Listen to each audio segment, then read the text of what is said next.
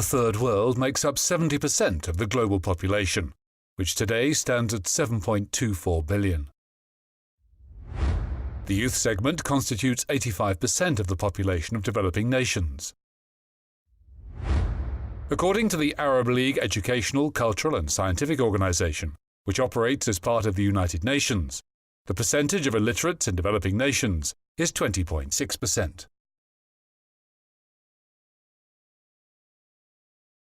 In many Islamic nations, young men and women are deprived of viable education opportunities. This is particularly the case in Asian and African nations, where education opportunities are rare due to various social or economic factors.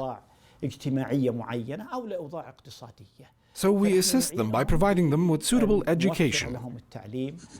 From this standpoint, the World Assembly of Muslim Youth, WAMI, works through its scholarship programs to provide education opportunities as well as financial and emotional support to distinguished youth, with the objective of producing individuals who are able to serve and develop their communities.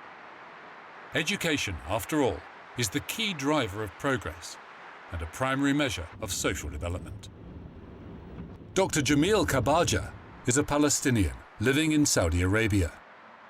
He heads a medical center in Riyadh and is a medical trainer specializing in first aid. He received a scholarship from WAMI covering his education in Jordan.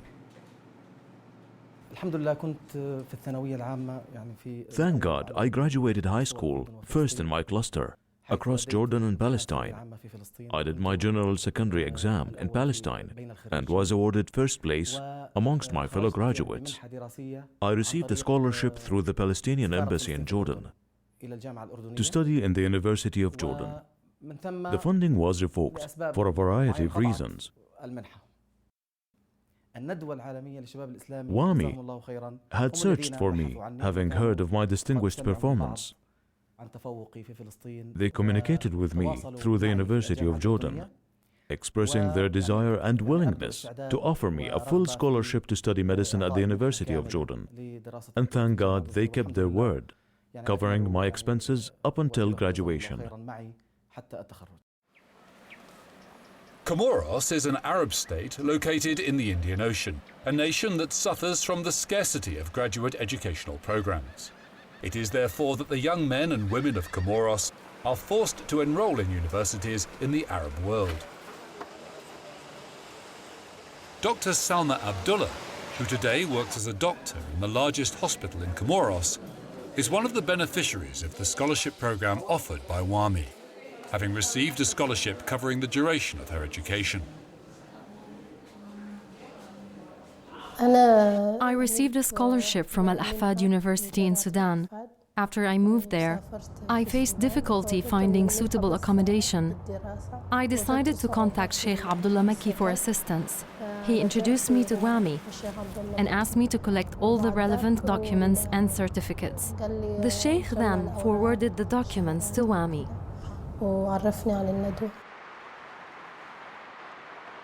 Zainab bint Al-Kahil is a Mauritanian working in the field of publishing and advertising, and had also faced difficulties finding accommodation in Sudan. She received a full scholarship from WAMI, covering the entirety of her education expenses.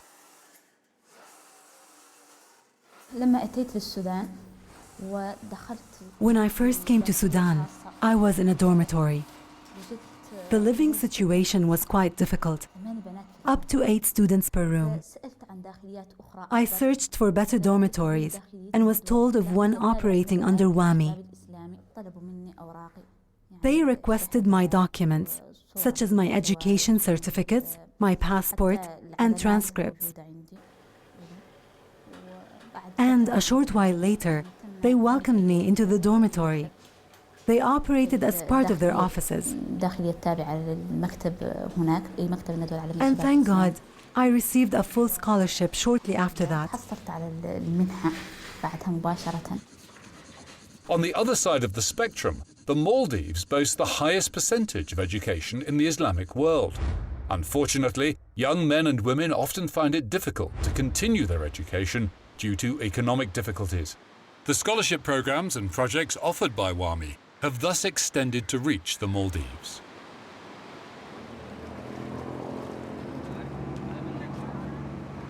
Dr. Mohammed Shaheen, who received a full scholarship from WAMI, covering the duration of his education, occupies the position of a minister in the Maldives.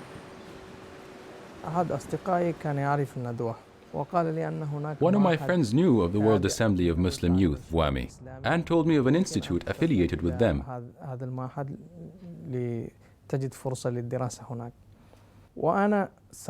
I traveled alone, looking for this institute, moving from one contact to another as we looked for education and righteousness, until we reached the headquarters of the World Assembly of Muslim Youth, WAMI. WAMI had allowed me to overcome the initial obstacle, but that was my goal, to pursue my education and to become an active contributor to the Mauritanian and Islamic communities, both culturally and scientifically.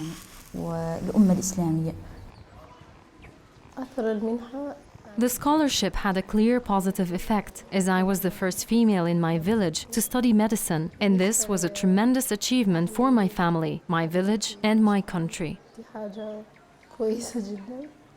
Moreover, I returned to my homeland with a greater ability to help my people and offer medical assistance to those in need.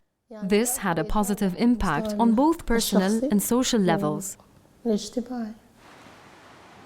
I am a minister today because of WAMI. WAMI gave us plenty. And this enabled many of the students with whom we studied at the time, under WAMI's care, to become leaders, ministers, judges, and deans. The students at that institute have become great personalities today in the Maldives. I therefore wish that all those who have benefited from WAMI services and scholarships to assist the organization and other similar charity and social development projects, to provide as much service as possible to our nation.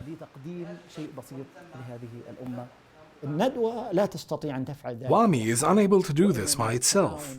It can only achieve this by collaborating with other global and Islamic organizations, and with other communities and government agencies in the Arab and Islamic world. Only then can we reach a shared and logical understanding, which is what we are working toward.